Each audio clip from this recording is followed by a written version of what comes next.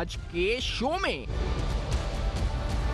बलूचिस्तान की तारीख के मेगा करप्शन केस का तारीखी फैसला। साबिक सेक्रेटरी खजाना मुश्ताक रईसानी और साबिक मुशीर खजाना खालिद लांगो को 12.5 साल कैद की सजा। अरबों रुपए के असासे जब्त। मुल्जिमान 10 साल के लिए किसी भी ओहदे के लिए नाअहल करार। चेयरमैन नैब की क़यादत में नैब बलूचिस्तान की काबिले सत्ताइश कारकर्दगी। तफसीलात मंजर आम पर। नैब खैबर पख्तूनख्वा ने भी कारकर्दगी के झंडे गाड़ दिए। 2674 मिलियन रुपए की रिकवरी। अस्सलाम वालेकुम। पस पर्दा हकायक सनसनीखेज इंकशाफात प्रोग्राम बेनकाब। मैं हूँ आपके साथ सिफान खान। नाज़रीन, एक बड़ा इंपॉर्टेंट केस आप इसे कह सकते हैं। तारीखी फैसला भी आया है और तारीखी केस भी है, क्योंकि ये ताल्लुक़ रखता है सूबा बलूचिस्तान से, जो जिसको समझा जाता है कि वहाँ पसमानदा तरीन इलाका है या सूबा है, यहाँ पर डेवलपमेंट के फंड्स नहीं हैं। लेकिन हैरानकुन तौर पर जो आपके सामने आज हम हक़ाइक़ रखेंगे, ये नैब की तारीख का भी बड़ा इंपॉर्टेंट केस है। लेकिन पाकिस्तान में जो सियासत है, जो जिस तरह के डेवलपमेंट फंड्स के हवाले से शोर होता है, यकीनी तौर पर बहुत से मामला हैं, बहुत सी महरूमियाँ हैं। लेकिन यहाँ इससे अंदाज़ा ये भी होता है कि किस तरीके से फंड्स की बंदरबाट की बुनियाद के ऊपर अरबों रुपए की हेर फेर की जाती है। ये वो फंड्स होते हैं जो बलूचिस्तान के इलाकों के लिए डेवलपमेंट, या फिर आप कहें कि ये तो स्पेसिफिकली जो फंड थे ये लोकल गवर्नमेंट जो होती है उसके लिए ये मुख्तस किए गए थे, ताकि उनकी गवर्नमेंट, लोकल गवर्नमेंट सैलरीज या जो भी आगे अपनी स्कीम्स हैं वो कैरी फॉरवर्ड कर सके, बलूचिस्तान में कैरी फॉरवर्ड कर सके। जो आप पैसों के ढेर देख रहे हैं, इसकी तफसीलात पे आने से कबल ये मैं आपको बताता हूँ कि ये मामला स्टार्ट किधर से हुआ, क्योंकि हमारे पास इसकी इत्तलात थी, शुरू से हमने इसको फॉलो भी किया था स्टोरी को। ये मामला शुरू हुआ था जब पहली बार नैब को एक क्रेडिबल इंफॉर्मेशन मिली, यानी इत्तलात मिली क्रेडिबल ज़राए से कि यहाँ बलूचिस्तान के अंदर मच और खालिकाबाद के जो फंड्स हैं लोकल गवर्नमेंट के, ये इलीगली रिलीज़ किए गए। इलीगली रिलीज से मतलब ये कि उनकी म्यूनसिपल कमिटीज़ को फंड्स जारी कर दिए गए, लेकिन वहाँ पर डेवलपमेंट का काम कोई नहीं हुआ है। फंड्स जारी हो गए लेकिन डेवलपमेंट का काम कोई नहीं हुआ है। तो यहाँ से ये मामला शुरू हुआ जब नैब को ये क्रेडिबल इंफॉर्मेशन मिली, और फिर नैब ने इस मामले की जब इंक्वायरी यानी जांच पड़ताल और उसको तहकीकात के मरहल में लेके गया नैब आगे इंक्वायरी स्टेज पे, तो पता चला कि वहाँ की जो गवर्नमेंट ऑफ बलूचिस्तान का जो फाइनेंस डिपार्टमेंट है, यानी खजाना जो आप कह सकते हैं महकमा है, वहाँ पर मामलात में गड़बड़ है। गड़बड़ यह है कि वहाँ पे फंड्स विड्रॉ भी हुए हैं, इलीगल रिलीज भी हुए हैं, और जो ग्रांट इन एड होती है, जो अकाउंट होता है, यहाँ से ये सारा हेर फेर जो था, ये सारा कुछ मामला चल रहा था। यानी ग्रांट इन एड के फंड्स मच और खालिकाबाद के वो विड्रॉ भी हो रहे थे और वो उसके साथ साथ रिलीज भी किए जा रहे थे गैर कानूनी तौर पर, जबकि ना मच में कोई काम हो रहा था, ना खालिकाबाद में कोई फिजिकल एक्टिविटी या फिर ग्राउंड लेवल के ऊपर कोई डेवलपमेंट का काम हो रहा था। और ये तमाम तफसीलात आने के बाद नैब ने यह फैसला किया, जब इंक्वायरी स्टार्ट की तो नैब ने सेक्रेटरी खजाना, मुशीर खजाना और फिर नैब ने रेड इस पर कंडक्ट की। इस रेड के अंदर मुश्ताक रईसानी और फिर जो इस वक्त खालिद लांगो जो इस रेड में जो मामला सामने आए, वो सबके लिए चौंका देने वाले मामला थे। यानी हैरानकुन सब मनाजिर थे जो आप अपनी स्क्रीन पे देख रहे हैं, क्योंकि यहाँ पर नोटों की गड्डियाँ थी, पैसों के ढेर थे, प्राइस बॉन्ड्स थे, सोना था, वो सारी तफसीलात हमको बताएंगे। लेकिन इससे अंदाज़ा ये हुआ कि किस तरीके से मच और खालिकाबाद के अवाम को धोखा भी दिया गया। उनके नाम पर जो फंड्स थे वो रिलीज़ हुए और वो गए कहीं और, जेबों में गए, और वहाँ पर कोई काम नहीं हुआ। मैं आपको ये हैरानकुन फुटेज दिखाता हूँ, ये ज़रा सुने भी आप लोग कि किस तरीके से ये जो गड्डियाँ गिनी जा रही थी और मशीनें रखी हुई थी जिसपे ये नोट की 5-5 हज़ार, हज़ार के नोटों की गड्डियां डाल के गिनी जा रहे थे, ये प्राइस बॉन्ड्स गिने जा रहे थे। वो क्या कैफियत थी, क्या मनाजिर थे, जरा ये आपको दिखाते हैं पहले।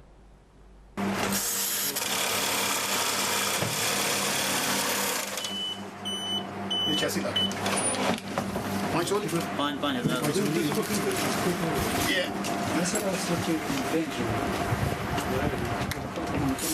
ये देखिए, ये भी देखिए।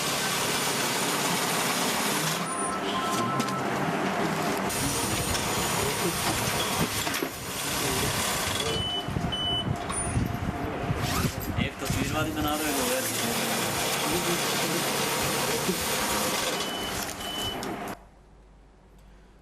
ये तमाम तफसीलात और हैरानकुन मनाजिर थे जो वहाँ नज़र आ रहे थे और देखा गया किस तरीके से वहाँ पे नोटों की गड्डियाँ, पैसों के ढेर, न सिर्फ पाकिस्तानी करेंसी बल्कि फ़ॉरेन करेंसी पाई गई। इस रेड के दौरान जो हमने इंफॉर्मेशन और हमें इत्तलात मिली, तकरीबन 34 करोड़ रुपए तो पाकिस्तानी रुपीज़ कैश था जो रेफरेंस में लिखा है, तकरीबन 34 करोड़ रुपए। इसके अलावा यहाँ से प्राइस बॉन्ड्स थे 53 लाख रुपए के जो बरामद हुए। यहाँ पर डॉलर्स बरामद हुए, तकरीबन 2,30,000 के करीब डॉलर्स बरामद हुए। यहाँ पर पाउंड्स 15,000 पाउंड स्टर्लिंग जो है वो बरामद हुआ। इसके अलावा तकरीबन सऊदी रियाल 16,000 के करीब बरामद हुए। और सिर्फ ये नहीं बल्कि सोना बरामद हुआ। सोना यानी सोने की जो अशिया थी, मुख्तलिफ ऑर्नामेंट्स थे जिसमें तकरीबन जो प्योर गोल्ड था उसका वेट तकरीबन 2,718 जो ग्राम्स था और 3,500 ग्राम्स जो ओवरऑल वेट था सोने के जो ऑर्नामेंट्स या सोने की जो अशिया वहाँ से बरामद हुई उनका था। रोलेक्स वॉचेस बरामद हुई, गाड़ियों की लंबी फहरिस्त है, वो तमाम चीज़ें बरामद हुई। फिर इसके अलावा यही बात रुकी नहीं, जब तहकीकात आगे बढ़ी तो ये साबित हुआ, इन्वेस्टिगेशन यानी इंक्वायरी से इन्वेस्टिगेशन के बाद मामलात हुए तो पता चला तकरीबन 2,249 मिलियन रुपए, यानी आप इसको इस तरह कह सकते हैं कि तकरीबन 224 करोड़ रुपए का गबन हुआ था। ओवरऑल जो मच और खालिकाबाद में जो अमाउंट लोकल गवर्नमेंट के लिए रिलीज की गई थी, तकरीबन 224 करोड़ रुपए का गबन उसमें हुआ था, यानी गैर कानूनी तौर पे ये अमाउंट निकाल ली गई थी। 224 करोड़ रुपए का गबन हुआ था, जिसके जिम्मेदार ये 2 अशखास थे और इनका पूरा नेटवर्क था। हम आपको बताते रहते हैं कि जब भी इस तरह का कोई काम होता है तो वो गठजोड़ से होता है, वो कोई अकेला नहीं करता, बाकायदा गठजोड़ के जरिए ऐसे काम किए जाते हैं। और यहां पर भी गठजोड़ था।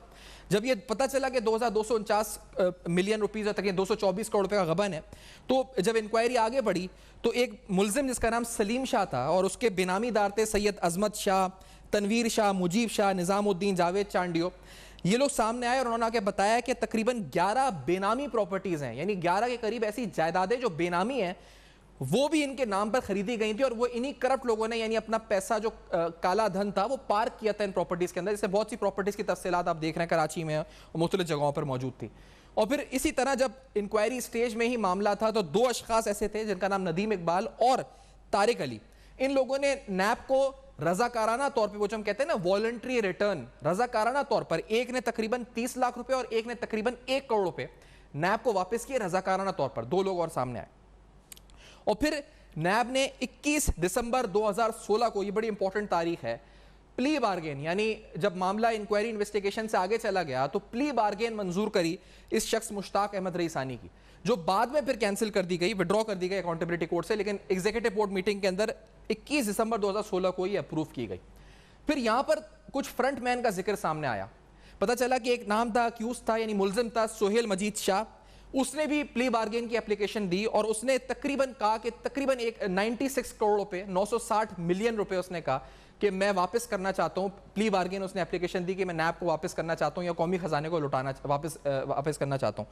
इस 966 मिलियन में से तकरीबन 460 मिलियन यानी तकरीबन 46 करोड़ रुपए तो फौरी उसने एडवांस से पे कर दिया और बाकी जो है वो उस पे अमाउंट पे वो पूरा उतरा नहीं। लेकिन फिर एक जमीन के जरिए तकरीबन 880 एकड़ की एक जमीन है जिसके जरिए वो अमाउंट सेटल हुई, जिस जमीन की मालियत तकरीबन 51 करोड़ रुपए थी। और ये फ्रंटमैन जो सोहेल मजीद शाह था, इसने ये अमाउंट नैब को वापस कर दी। अब यहाँ पर 2 अशखास तो ये हैं जी, मुश्ताक रईसानी, खालिद लांगो, इसके अलावा एक सोहेल मजीद शाह भी सामने आ गया। पूरा नेटवर्क के जरिए काम हो रहा था। और जब ये तमाम रिकवरीज हुई थी नाज़रीन, तो रिकवरीज के बारे में उस वक्त जो डीजी ऑपरेशंस नैब और इस वक्त भी डीजी ऑपरेशंस नैब हैं, उनकी तरफ से रिकवरीज के बारे में जो मैंने आपको तफसीलात बताई, 34 करोड़ रुपए कैश, तकरीबन 80 करोड़ रुपए उन्होंने कहा था कि रिकवर हुआ था। उस वक्त 80 करोड़ रुपए रिकवर हुआ था जो कैश और मुख्तलिफ सूरतों में था। क्या कहा था रिकवरी के बारे में डीजी ऑपरेशंस नैब ने उस वक्त, यानी 4 साल पहले? आपको लेके जाते हैं, लेट्स हियर दिस। इसमें जो एक एक्यूज्ड है मुश्ताक अहमद रईसानी, जो एक्स सेक्रेटरी फाइनेंस था बलूचिस्तान गवर्नमेंट का, उसकी तरफ से 65 करोड़ 32 लाख रुपए जो है वो कैश है जो उसने सरेंडर कर दिया। 3,300 ग्राम सोना जिसकी मालियत तकरीबन 1 करोड़ 35 लाख रुपए बनती है आज के मार्केट रेट के हिसाब से अगर देखा जाए। और उसके बाद जो है इस शख्स ने 2 ऐसे प्रॉपर्टीज हमारे हवाले की हैं जिनमें से एक प्रॉपर्टी की कीमत तकरीबन 6 करोड़ रुपए है जो कि क्वेटा में है, इसका घर है, एक बहुत बड़ा शानदार घर है। और एक डीएचए कराची के अंदर एक प्रॉपर्टी है जिसकी मालियत तकरीबन 70 करोड़ रुपए बनती है, वो भी 7 करोड़ रुपए बनती है, वो भी इसने हमें सरेंडर कर दी है। इसके अलावा इस शख्स के पास 2 नई प्रेशियस व्हीकल्स थी, गाड़ियां थी, कारें थी, वो दोनों कारें भी इसने सरेंडर कर दी हैं। इस तरह इसके अगर हम टोटल असाजात जो इसने अब तक हमें सरेंडर किए हैं वो तकरीबन 80 करोड़ रुपए के बनते हैं जो हमारे पास आ चुके हैं। 1.25 अरब रुपया हमें उन 11 प्रॉपर्टीज से जो है उसकी वैल्यू हमें आ चुकी है। तो यहाँ तक तो हम आपको लेकर आ गए, हम आपको बता चुके हैं कि किस तरह मामला एक क्रेडिबल इन्फॉर्मेशन यानी एक मालूमात से जरिए शुरू हुआ, नैब को इत्तला मिली, फिर वो मामला इंक्वायरी, फिर रेड, फिर इन्वेस्टिगेशन, फिर बात प्ली बारगेन, जो लोगों से रिकवरीज हुई वो, जो अमाउंट रिकवर हुई वो, फिर उस वक्त 4 साल पहले नैब ने क्या कहा था ये सारी तफसीलात रखी। तो ये बड़ी शानदार नैब की आप कहें तो इस वक्त तारीख के अंदर और मुल्क की तारीख के अंदर रिकवरी है, जिसके मजीद तफसीलात इस ब्रेक के बाद बेनकाब करेंगे। आपको बताएंगे फ्रंट मैन के बारे में उस वक्त सोहेल मजीद शाह, जिसने तकरीबन 1 अरब रुपए का इस वक्त जमीन और पैसा वापस किया है, और उसके बारे में नैब ने क्या कहा था उस वक्त, और साथ साथ ये जो तारीखी फैसला है, इस तारीखी फैसले में क्या लिखा हुआ है, ये सारी तफसीलात, नैब बलूचिस्तान ने मजमूई तौर पर कितनी रिकवरीज ओवरऑल की हैं पिछले 2 या 3 सालों में, सब कुछ इस ब्रेक के बाद हमारे साथ रहिए। वेलकम बैक, आप देख रहे हैं बेनकाब, और आज बेनकाब में तफसीलन आपको बलूचिस्तान में मच और खालिकाबाद में जो फंड्स की बंदरबाट हुई लोकल गवर्नमेंट के फंड्स की, वो सारी तफसीलात सनसनीखेज हकायक के साथ सामने रख रहे हैं। हमने जिक्र किया फ्रंट मैन सोहेल मजीद शाह, इस आगे यानी मुश्ताक रईसानी, खालिद लंगो, फ्रंट मैन सोहेल मजीद शाह के बारे में ज़ाहिर शाह साहब जो उस वक्त DG ऑपरेशंस नैब हैं, उनकी तरफ से उस दफ़ा जब 4 साल पहले बताया कि उस प्ली बार्गेन का जिक्र भी किया गया था कि उसने रजाकाराना तौर पर कहा जी के पैसे वापस ले लें, क्या कहा था, लेट्स हियर दिस।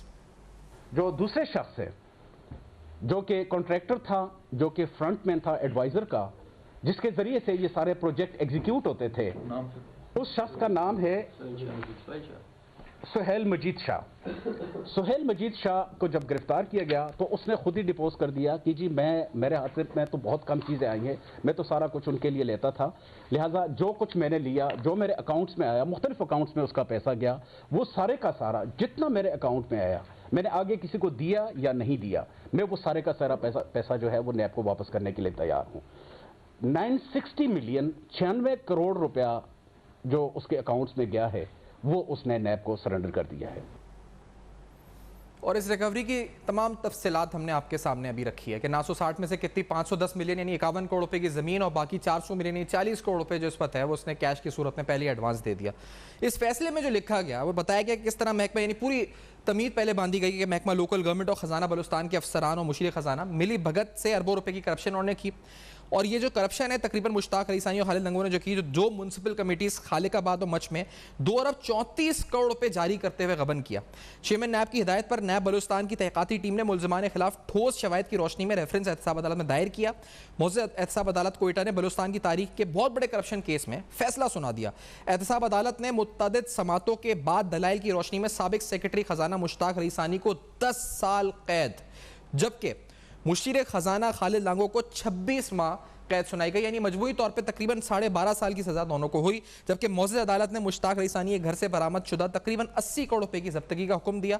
मुलजिमान के अरबों रुपए की कोयटा कराची में बनाई गई जायदादों के साथ साथ मनकूला और गैर मनकूला असासे जब्त करने के अहकाम भी जारी किए गए, जबकि एहतसाब के कानून के शिक 15 के तहत यानी सेक्शन 15 के तहत ये मुलजिमान को 10 साल के लिए जो किसी भी ओहदे के लिए नाअहल करार देगा जो उन्होंने प्ली बार्गेन की। मेरे साथ मुसद्दिक अब्बासी साहब साबिक DG नैब साथ हैं, साहब मुजफ्फर साहब माहिर कानून हैं, नैब के कवानीन को समझते हैं, दोनों मौजूद हैं। मुसद्दिक अब्बासी साहब, क्या आप समझते हैं कितनी बड़ी रिकवरी नैब की तारीख में, कितनी बड़ी रिकवरी और कितनी सिंबॉलिक रिकवरी बलूचिस्तान में, जहाँ पर हम ये कहते रहते हैं कि पसमानदा है, डेवलपमेंट नहीं हो रही, वहाँ अरबों रुपए करोड़ों रुपए की इस वक्त जायदादें बनाई गई 2 अफसरान और मिली भगत के जरिए, तो कितनी सिंबॉलिक भी है ये कि ये मैसेज जाता है कि कितना फंड्स का बंदरबाट हुआ है सूबे के साथ, कितनी बेरहमी और क्या सलूक किया गया। मुसद्दिक साहब। बिस्मिल्लाहिर्रहमानिर्रहीम, thank you very much Safan. आप इस केस पे पहले भी रिपोर्टिंग करते रहे हैं और माशाल्लाह you have been tracking it down. याद रखने वाली बात यह है कि अभी स्टेज 1 है और ये स्टेज 1 जो है जहाँ पे कन्विक्शन हो चुकी है, मैं आपसे ये भी रिक्वेस्ट करूँगा कि इसको आगे अपने फॉलो अप करना है, बिकॉज अगला स्टेज हाई कोर्ट का आएगा और हाई कोर्ट में जो ही अपील एक्सेप्ट होगी, सस्पेंड हो जाएगी पनिशमेंट, मुजरिम बाहर आ जाएगा और फिर अपील बाद औक़ात हाई कोर्ट में सुनाई नहीं जाती, लगती नहीं है 2-2, 3-3 साल। वहाँ से अगर निकल जाए तो सुप्रीम कोर्ट में इट इज़ ऑन रिकॉर्ड कि 5-5, 6-6 साल है ना आगे नेक्स्ट स्टेप में अपीलें नहीं लगती। आप मैं रिक्वेस्ट ये करूंगा कि इसको केस बड़ा स्ट्रॉन्ग है, बड़ा हाई प्रोफाइल केस है और इसकी पनिशमेंट बताती है कि सेंसिटिव भी था, क्योंकि आज से याद है 4 साल पहले इतना ट्रेंड नहीं था नैब के अंदर अरेस्ट का, वो जो टीम जिसने लीड किया बलूचिस्तान के अंदर, वो बड़े मंजे हुए अफसर थे नैब के, और उनकी इतनी ऑथेंटिक इंफॉर्मेशन थी कि उस वक्त का जो चेयरमैन था, जो कि बड़ा रिलेक्टेंटली ऐसे एक्शन लेते थे, वो मजबूर हो गए कि वो अरेस्ट का भी ऑर्डर करें और सर्च का भी ऑर्डर करें। और इंफॉर्मेशन स्ट्रॉन्ग थी, और इसमें उस टीम को बड़ा अप्रिशिएट करना चाहिए नैब की टीम को, कि जब उन्होंने ये छापा मारा तो जो उनके रिपोर्टिंग थी, जो इंटेलिजेंस थी, उसके हिसाब से चीज रिकवर हुई, जो आपने पहले भी रिपोर्ट की। तो मेरी एक तो दरख्वास्त हुई कि इसको मैं आगे भी इस केस को फॉलो करना चाहिए। दूसरी बात यह है कि 10 साल पनिशमेंट मेरे जो अच्छा मुझसे ये मुझे बताएं कि आप ये कह रहे हैं कि हम फॉलो में नैब रखेंगे, में रहा है, उसके बाद हम तो रखेंगे इंफॉर्मेशन फॉलो है। में मुझसे साहब, लेकिन ये मुझे बताएं कि जो अपनी नैब की अपनी प्रोसिक्यूशन टीम है, तो क्या आपको उस पर पूरा एतमाद नहीं है कि वो हाई कोर्ट में या आगे मामला सुप्रीम कोर्ट में जाता है तो वहाँ इसको बेहतर तरीके से इन एविडेंस को लीगली प्रूफ कर सकेगी, ताकि ये मामला सस्पेंड ना हो, डिसीजन सस्पेंड ना हो, जो नैब की अपनी प्रोसिक्यूशन टीम है? एविडेंस तो देखें, एविडेंस तो प्रोड्यूस हो चुकी, सही। एविडेंस दोबारा हाई कोर्ट या सुप्रीम कोर्ट में समन की नहीं जाती, वहाँ तो technicalities and law point of view चीजों को देखा जाता है। मैं ये कह रहा हूँ कि जब अपील एक्सेप्ट होगी मुजरम की, उसी वक्त ये पनिशमेंट सस्पेंड हो जाएगी। सही। नाउ हाई कोर्ट में केस कितना अरसा लगता है प्रोसिक्यूट होने में, दैट इज वेरी इंपॉर्टेंट। औकात अपील दोबारा सुनने के लिए आती नहीं है, 2-2 साल, 1.5 साल, साल लग जाता है। फिर हाई कोर्ट से अगर आप जीत जाती है नैब, तो फिर सुप्रीम कोर्ट का स्टेप आ जाता है, जहाँ पे मैंने इट इज ऑन रिकॉर्ड के 8 साल भी हमारी अपील नहीं लगी। तो आप understand the dynamics of the system. तो यहाँ पे हमें केस को फॉलो करना चाहिए, ताकि इसके ऊपर एक मीडिया की तरफ से भी एक ऑपरेशन तो नहीं कह सकते, लेकिन आवाम को पता चले कि हमारा सिस्टम जो आगे कितना स्लो डाउन हो जाता है। सही। और आप अभी बात 10 साल की बात कर रहे थे, आप लोअर ईयर्स आगे क्या बनेगा? 10 साल की सजा की आप बात कर रहे थे, क्या आप इस गालिबन कुछ कहना चाह रहे थे इसमें? मैं ये कह रहा था कि इतनी बड़ी सजा मैंने इससे पहले बहुत कम केसेस में देखी है। इसका मतलब ये हुआ कि प्रोसिक्यूशन ने अपना पॉइंट ऑफ व्यू 100% प्रूव कर दिया, और जज के पास टोटल 14 साल सजा थी, उसमें से मैक्सिमम पनिशमेंट जज ने अवार्ड की। तो ये भी साबित होता है कि प्रोसिक्यूशन केस बहुत स्ट्रांग है, और डिफेंस अपने डिफेंस के अंदर कोई ऐसी रीजनेबल एविडेंस या नहीं प्रोड्यूस कर सका कि ये पनिशमेंट कम होती, क्योंकि जनरली पनिशमेंट 4 साल, 6 साल, 3 साल, 2 साल नैब केसेस में देखने में आती है, और यहाँ पे 10 साल पे गई है। इसका मतलब केस जो है बहुत ही स्ट्रांग बना। और मुज़फ़्फ़र साहब, आप क्या कहना चाहेंगे इस केस पर और इस तारीखी फैसले के ऊपर? आप किस नज़र से देखते हैं, और जो खदशात का इजहार मुसद्दिक़ अब्बासी साहब ने किया है वो बजाय अपनी जगह, और यकीनी तौर पे हम भी फॉलो में रखेंगे, लेकिन ये हो सकता है कि अपील एक्सेप्ट हो, फिर सस्पेंड हो जाए, फिर यकीनी तौर पे सालों लग जाएं, ये मामला फिर लटक जाए? मुज़फ़्फ़र साहब। शुक्रिया सफ़ान भाई। पहले एक चीज़ नोट कीजिए कि ये एक तो सबसे पहले जो इन्वेस्टिगेटर्स हैं इस केस के, और जो प्रोसिक्यूटर हैं जिन्होंने इस केस को पूरा ट्रायल किया, ये वाकई मुबारकबाद के मुस्तहिक हैं कि इनकी इतनी मेहनत और काविशों से आज रिज़ल्ट निकला। एक बात याद रखिएगा कि इन्वेस्टिगेशन तो एक कलेक्शन ऑफ एविडेंस है, सारी कलेक्ट की जाती है एविडेंस, और उसके बाद उसको कोर्ट में सबमिट कर दिया जाता है। टेस्ट ऑफ ट्रायल उसने देखना होता है। It is not an easy job कि आप जो कुछ लेके जाते हैं वो प्रूव हो जाए। तो यहाँ पे ये चीज़ सामने आई है कि ये जितनी भी एलिगेशंस नैब ने, अपनी जो नैब की कंटेंशंस थी, कोर्ट ने उसको अप्रिशिएट करके बग़ैर किसी डाउट के मुल्ज़मान को कन्विक्ट किया। तो ये एक बहुत बड़ी सक्सेस स्टोरी होती है प्रोसिक्यूटर के लिए, प्रोसिक्यूशन के लिए। और ये इतना आसान, जितनी मेहनत प्रोसिक्यूटर करता है, मैं समझता हूँ कि जो डिफेंस काउंसिल है, मैं भी अब डिफेंस साइड से जाता हूँ, प्रोसिक्यूटर की डबल मेहनत होती है। उसके जितने गवाहान होते हैं, उसकी जो सीजर मीमोज होते हैं, जो फ़र्द मकबूज भी होते हैं, वो सारे के सारे एग्जिबिट कराने होते हैं। जो डॉक्यूमेंट्री एविडेंस है वो ये भी एग्जिबिट होती है, फिर जाके तो सज़ा होती है। दूसरी बात ये कि हमारे इस नैब कवानीन में वाज़े तौर पे ये लिखा है कि सस्पेंशन नहीं होगी, लेकिन उसके बाद ऑनरेबल हाई कोर्ट ने और सुपीरियर कोर्ट से ये कहा है कि ये चूँकि जब अपील फ़ाइल होती है तो सस्पेंशन की दरख्वास्त सुनी जा सकती है। तो अब देखा ये जाता है कि हर कोर्ट जो है वो सस्पेंड नहीं करती।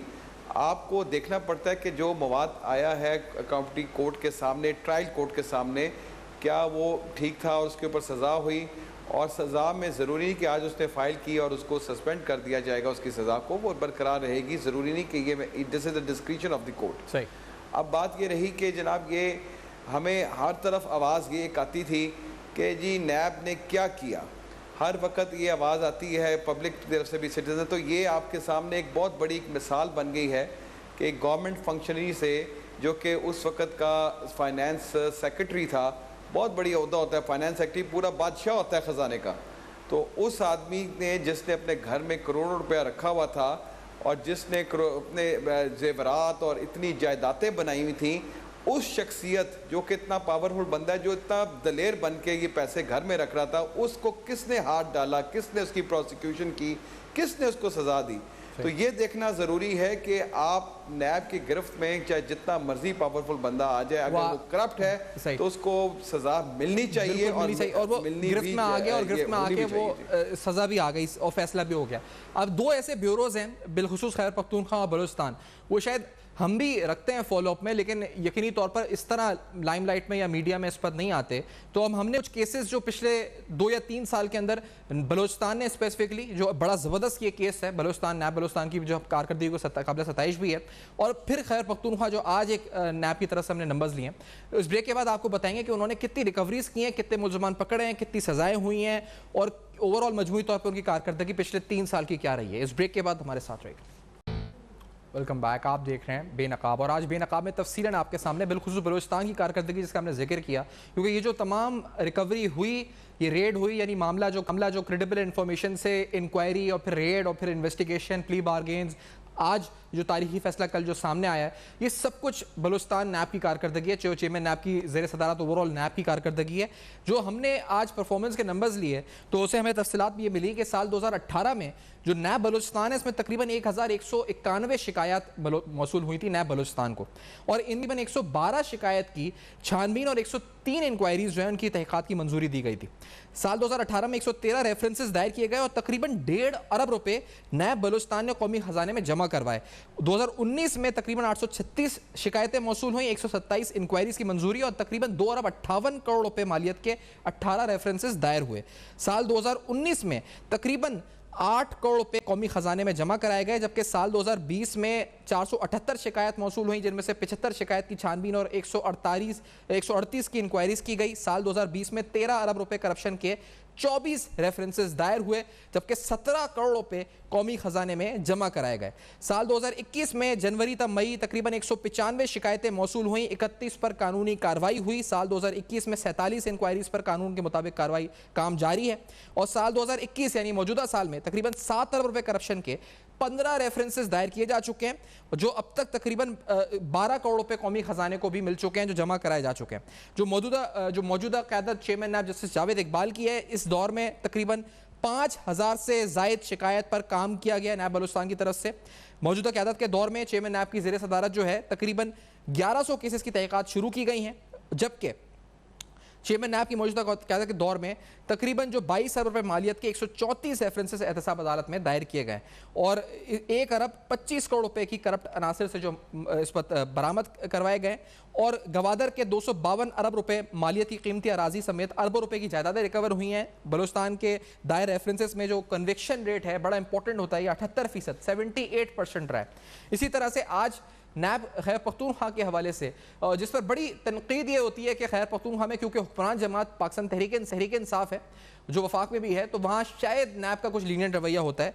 यहाँ पर तकरीबन 3 सालों में 2674 मिलियन रुपए, तकरीबन 267 करोड़ रुपए की इस वक्त रिकवरीज 3 सालों में हुई है। सिर्फ गुज़िश्ता बरस में 2026 मिलियन रुपीस की रिकवरी हुई है।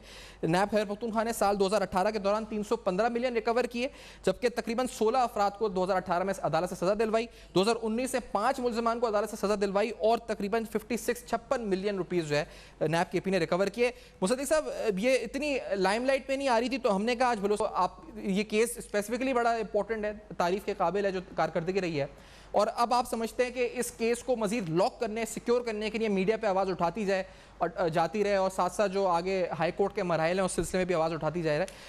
लेकिन ये मुझे बताएं कि बलूचिस्तान इतना लाइमलाइट में आता नहीं, यहाँ जो रिकवरीज हैं ये भी बड़ी इंपॉर्टेंट हैं जो हुई हैं मुसलसल नैब की तरफ से पिछले 3 सालों में। बिल्कुल सफान भाई देखें ना आपने सैफान लकीली है वो बलूचिस्तान का ग्रेजुअली नेबुलस्तान मुसद्दिक अब्बासी आपसे और पूछूं जो मैं। जी लोगों का इत्म मुजफ्फर साहब, मुसद्दिक अब्बासी साहब जवाब दें जी, पहले उनसे। जी जी मुसद्दिक साहब। मैं ये कह रहा था कि लकीली मैं नैब बलूचिस्तान का डीजी भी रहा हूँ, अच्छा और वहाँ पे जो ट्रेंड है क्योंकि टोटल पैसा आता है बलूचिस्तान वैली के अंदर, फेडरल से आता है। बलूचिस्तान के अपने रिसोर्सेज बहुत कम है, और क्योंकि फार फ्लंग एरियाज हैं, प्रोजेक्ट बड़े दूर दूर लॉन्च होते हैं, मॉनिटरिंग सिस्टम इंतहाई वीक है, और ज़्यादातर चीज़ पेपर्स पे करके और वहीं उसी वैली के अंदर और जो कैपिटल है उसी के अंदर पैसे को खुद बुद कर लिया जाता है। तकरीबन ज़्यादातर पैसा ज़ाया हो जाता है। और जब मैंने पूछा बाज़ ऐसे ऑफिसर्स थे कि भाई इतनी करप्शन क्यों है बलूचिस्तान में, क्योंकि ट्रांसपेरेंसी इंटरनेशनल के जो सर्वे है उसके तहत भी द मोस्ट करप्ट प्रोविंस आपका बलूचिस्तान है, followed by Sindh, followed by Punjab, and last पे आता है करप्शन में।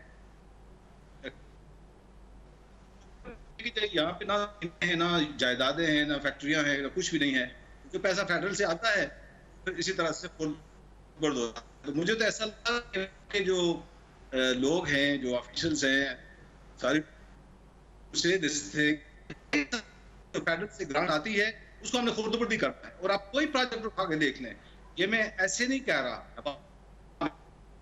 ऑन ग्राउंड प्रोजेक्ट उठा के देख लें, 80% प्रोजेक्ट जो है वो फेलियर्स हैं बलूचिस्तान के अंदर, क्योंकि मॉनिटरिंग ही नहीं है, इफेक्ट और करप्शन है वो अब रैम्पेंट है बलूचिस्तान, और ये एक ट्रेंड है वहाँ पे। और फेडरल गवर्नमेंट चुप रहती है क्योंकि इसमें उसकी शायद कोई मसलियत होती है।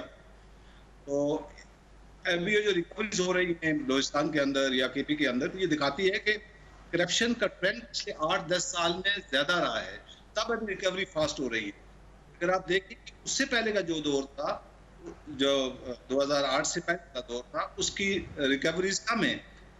8 से लेके अभी तक की जो 18 तक की रिकवरीज हैं, ये वो पीरियड है जिसमें करप्शन रैम्पेंट हुई और अभी रिकवरी मैक्सिमम है। आप देख रहे हैं कि 2020 के अंदर सिर्फ 321 अरब की रिकवरी हुई है, जबकि 1999 से 2000 तकरीबन 8 तक रिकवरी 300 बिलियन है। सही, और ये दिखाता है कि करप्शन का ट्रेंड भी बढ़ रहा है। करप्शन का ट्रेंड बढ़ गया। लेकिन आपने बड़ी इंपॉर्टेंट बात बताई मुजफ्फर साहब, ये यही पहलू है कि जो हम भी शायद कहना चाह रहे थे शुरू में भी, कि ये सूबा ऐसा बलूचिस्तान का जो स्पेसिफिकली जहाँ पर जो इस वक्त क्योंकि मॉनिटरिंग नहीं है तो यहाँ चांसेस भी ज़्यादा हैं, लूप होल्स भी ज़्यादा हैं, कोई देख रहे हैं, कोई मॉनिटरिंग नहीं कर रहा, ना फेडरल गवर्नमेंट, जिस तरह कह रहे हैं मुसद्दिक साहब, खुद डीजी रहे, वो कह रहे हैं कोई पूछने वाला, तो यहाँ ज़्यादा स्कोप है करप्शन का। और फिर केपी की भी हमने नंबर्स दिए हैं जो आज आए हैं, तो ये भी बड़े एस्टॉनिशिंग है, क्योंकि यहाँ पर तो बड़ी तनकीद होती रही कि पीटीआई की हुकूमत है तो शायद गवर्नमेंट इनकी है तो इसलिए कुछ करता नहीं नैब, लेकिन ये नंबर्स तो बता रहे हैं 2764 मिलियन रुपीज़ तकरीबन रिकवर हो चुके हैं 3 सालों में। मुजफ्फर साहब। हाँ जी, ये देखें ना, यही तो रिकवरी और जो इसकी जो कंप्लेंट्स आती हैं, यही तो एक इदारे की जो है वो जो ज़बरदस्त जो उसकी मार्क्स होते हैं वो सामने आते हैं, उसका ट्रस्ट, उसकी ये उसका जो काम है, उसकी कारकर्दगी। तो ये जिस तरह ब्रिगेडियर साहब ने बताया, बिल्कुल ये एक ऐसा इलाका है जहाँ पे वैसे करप्शन तो बहुत ज़्यादा है, लेकिन इसको इन्वेस्टिगेट करना बड़ा मुश्किल है। दूर दराज इलाके हैं, आईओज़ जो हैं वो एक कैंट के एरिया में बैठे हुए हैं, और जो आपको पता है जिस तरह सिक्योरिटी के हालात हैं बलूचिस्तान में, तो उनके लिए भी एक डिफ़िकल्टीज़ होती हैं साइट के ऊपर इंस्पेक्शन करना, इन्वेस्टिगेट करना, लेकिन स्टिल दे आर डूइंग। वो जो हमारे भाई हैं आईओज़, उनके ऊपर भी बड़ी दाद की बात है कि वो इस माहौल के बावजूद they are investigating the cases.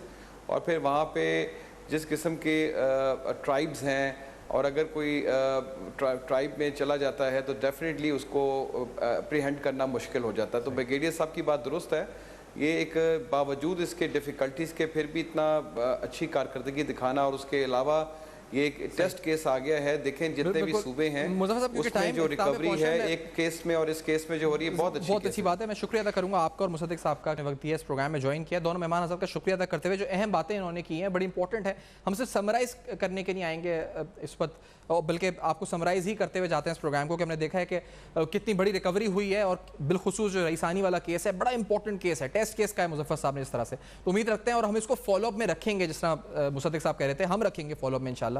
Feedback जरूर दीजिएगा, देखते रहेगा, अब तक अपना बहुत ख्याल रखिएगा।